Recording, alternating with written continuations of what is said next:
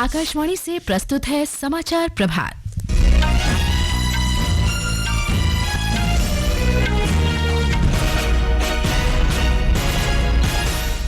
उड़ीसा में भारतीय जनता पार्टी विधायक दल की नया नेता चुनने के लिए आज भुवनेश्वर में बैठक।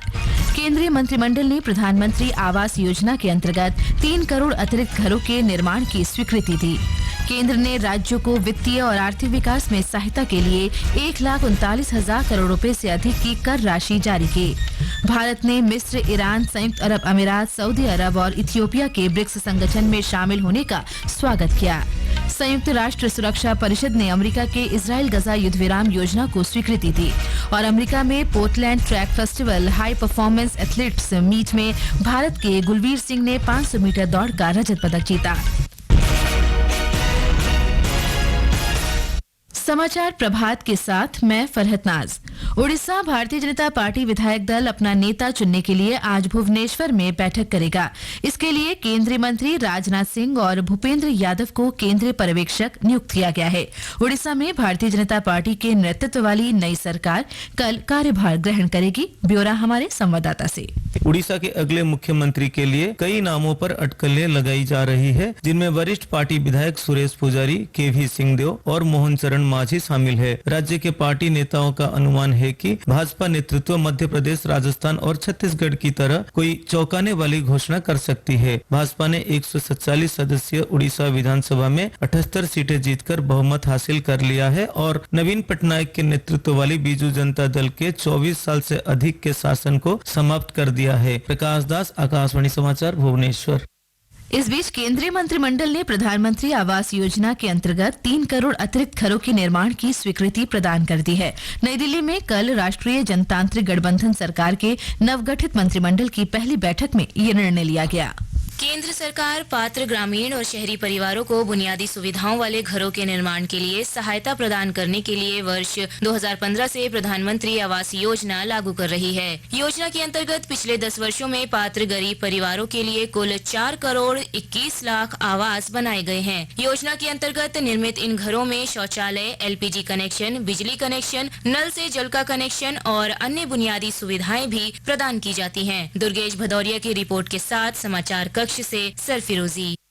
केंद्र सरकार ने राज्य को जून महीने के लिए 1,39,000 करोड़ रुपए से अधिक कर धनराशि जारी कर दी है। वित्त मंत्रालय ने कहा कि ये राशि राज्य सरकारों को विकास और पूंजी संबंधी व्यय में तेजी लाने में सहायता करेगी। एक रिपोर्ट।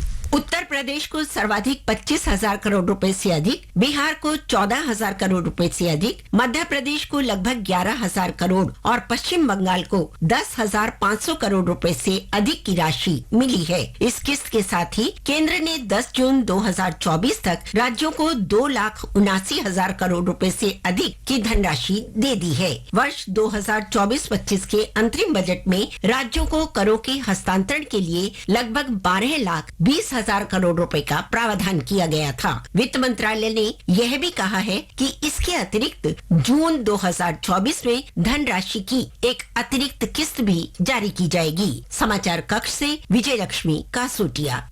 इस बीच केंद्र सरकार के मंत्रियों के विभाग आवंटित कर दिए गए हैं। राजनाथ सिंह को रक्षा मंत्रालय, अमित शाह को गृह और सहकारिता मंत्रालय, नितिन गडकरी को सड़क परिवहन और राजमार्ग मंत्रालय, निर्मला सीतारामन को वित्त और कॉर्पोरेट कार्य मंत्रालय तथा डॉक्टर सुब्रमण्यम जयशंकर को विदेश मंत्री के पद पर बरकरार रखा गया है। एक रिपोर्ट।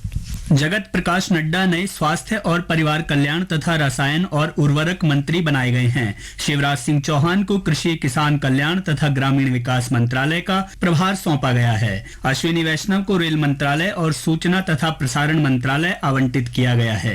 राव इंद्रजीत सिंह को सांख्यिकी और कार्यक्रम कार्यान्वयन मंत्रालय तथा योजना मंत्रालय का स्वतंत्र प्रभार दिया गया है। डॉक्टर जितेंद्र सिंह को विज्ञान और प्रौद्योगिकी तथा पृथ्वी विज्ञान मंत्रालय तथा जाधव प्रताप राव गणपत राव को आयुष मंत्रालय का स्वतंत्र प्रभार सौंपा गया है। राष्ट्रीय लोकदल के जयंत चौधरी को कौशल विकास मंत्रालय का स्वतंत्र प्रभार दिया गया है। उन्हें शिक्षा राज्य मंत्री भी बनाया गया है। सुपर्णा की रिपोर्ट के साथ समाचार कक्ष से मुकेश कुमार बल। नए मंत्री आज अपना कार्यभार संभालेंगे। सिक्किम में प्रेम सिंह तमांग ने 11 कैबिनेट मंत्रियों के साथ दूसरी बार मुख्यमंत्री पद की शपथ ग्रहण की। राज्यपाल लक्ष्मण प्रसाद आचार्य ने श्री तमांग और उनके 11 सदस्यीय मंत्रिपरिषद को पद और गोपनीयता की शपथ दिलाई। प्रधानमंत्री नरेंद्र मोदी ने प्रेम सिंह तमांग को दूसरी बार राज्य का मुख्यमंत्री बनने पर बधाई दी है। अपने संदेश में श्री मोदी ने उनके सफल कार्यकाल की कामना करते हुए कहा कि वे सिक्किम की प्रगति के लिए श्री तमांग के साथ काम करने को उत्सुक हैं। राष्ट्रीय स्वयंसेवक संघ प्रमुख डॉक्टर मोहन भागवत ने कहा है कि स्वस्थ लोकतंत्र के लिए सत्ता पक्ष और विपक्ष दोनों समान रूप से महत्वपूर्ण हैं। उन्होंने कहा कि राजनीति सर्वसम्मति से चलनी चाहिए। समाज में लोग अपना चित्त अलग अलग होने के बाद भी हमको साथ ही चलना है ऐसा निश्चय करते हैं तो सहचित्त बन जाता है। सहमति बने इसलिए संसद बनती है, लेकिन ऐसी सहमति बनना स्पर्धा करके आए लोगों में थोड़ा कठिन भी रहता है और इसलिए हम बहुमति का आसरा लें। डॉक्टर मोहन भागवत ने देश में विविधता के महत्व पर बल देते हुए कहा कि विविधता में एकता ही हमारी पहचान है। उन्होंने कहा कि हमें एक दूसरे की धार्मिक भावनाओं का सम्मान करना चाहिए। न्यायमूर्ति पीसी घोष की अध्यक्षता वाले कालेश्वरम न्यायिक आयोग ने तेलंगाना में कालेश्वरम परियोजना की व्यापक जांच शुरू कर दी है। न्यायमूर्ति घोष ने परियोजना स्थल का दौरा करने के बाद कहा कि विवरण उचित समय पर प्रस्तुत किए जाएंगे और इससे संबंधित जांच से जुड़े अधिकारियों को नोटिस जारी किए गए हैं। श्री घोष ने कहा कि आयोग को 54 शिकायतें मिली हैं। इन शिकायतों में मुआवजे के दावे भी शामिल हैं जिनका समाधान नहीं किया गया है।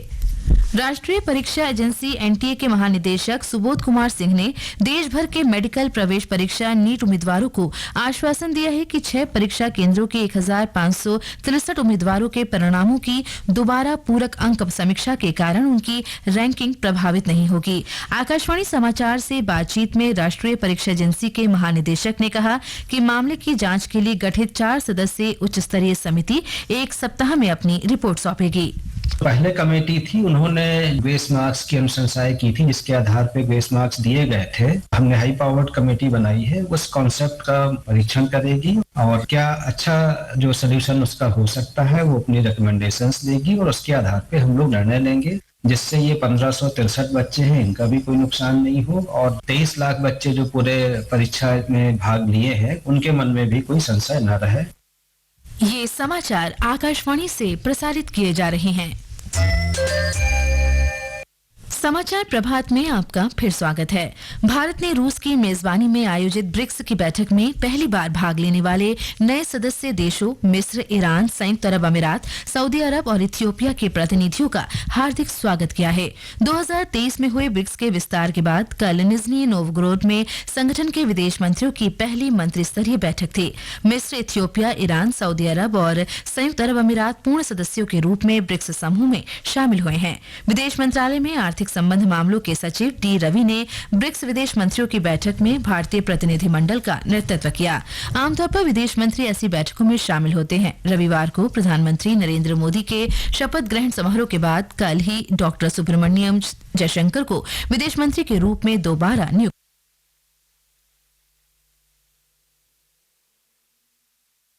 रणधीर जायसवाल ने बैठक को महत्वपूर्ण बताया और नए सदस्यों का ब्रिक्स में स्वागत किया।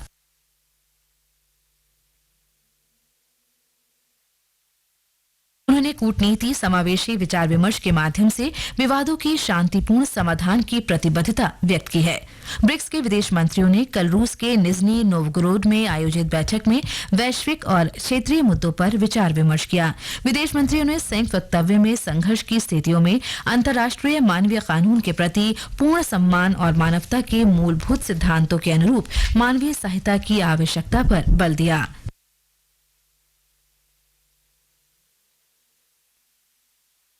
की प्रस्तावित योजना का अनुमोदन कर दिया है।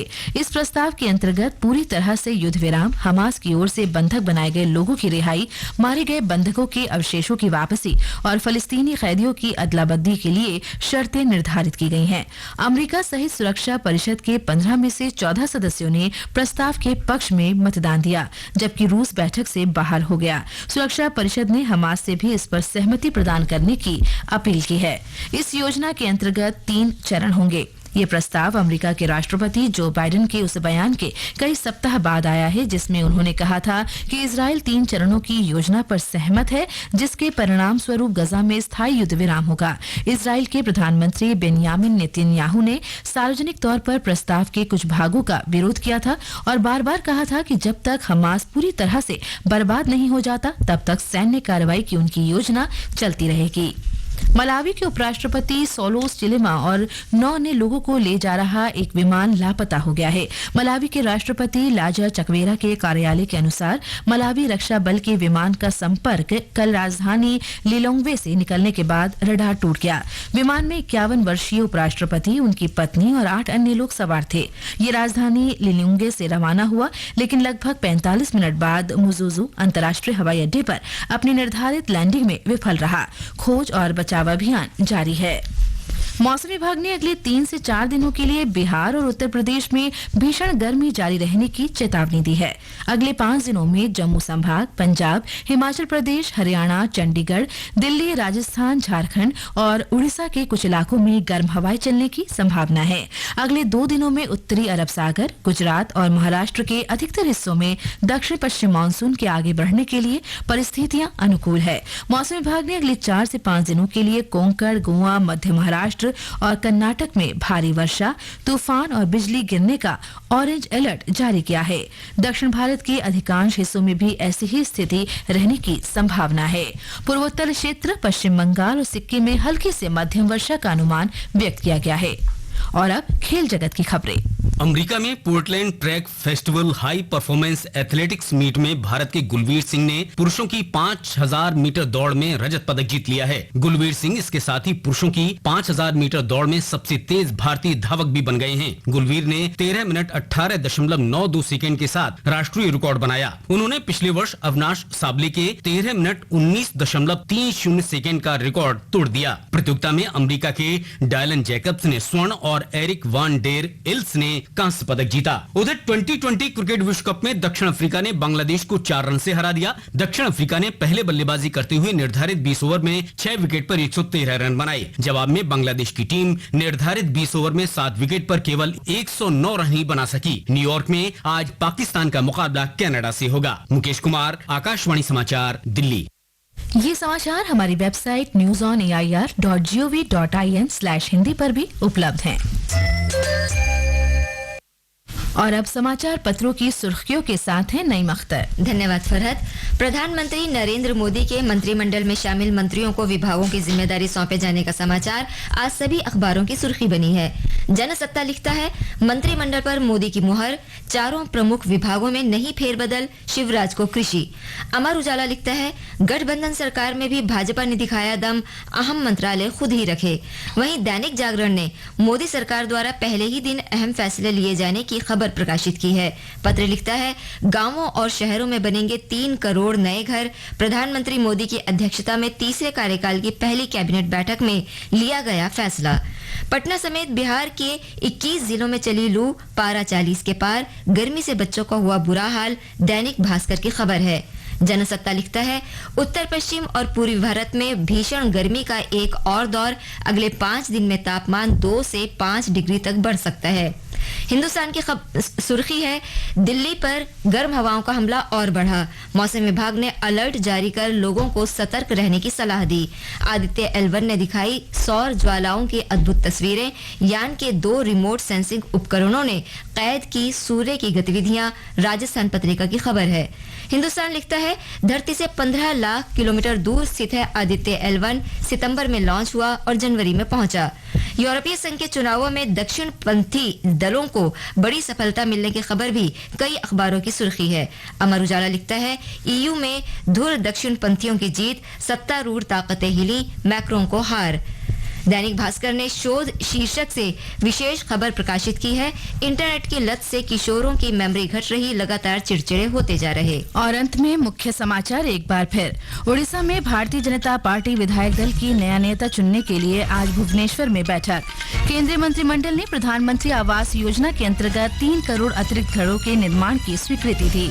केंद्र ने राज्य को वित्तीय और आर्थिक विकास में सहायता के लिए 1,39,000 करोड़ रुपए से अधिक की कर राशि जारी की। भारत ने मिस्र, ईरान, संयुक्त अरब अमीरात, सऊदी अरब और इथियोपिया के ब्रिक्स संगठन में शामिल होने का स्वागत किया। संयुक्त राष्ट्र सुरक्षा परिषद ने अमेरिका के इजराइल गजा युद्ध विराम योजना को स्वीकृति दी और अमेरिका में Portland track festival high performance athletics meet में भारत के गुलवीर सिंह ने 500 मीटर दौड़ का रजत पदक जीता। इसके साथ ही समाचार प्रभात का ये अंक समाप्त हुआ। नमस्कार।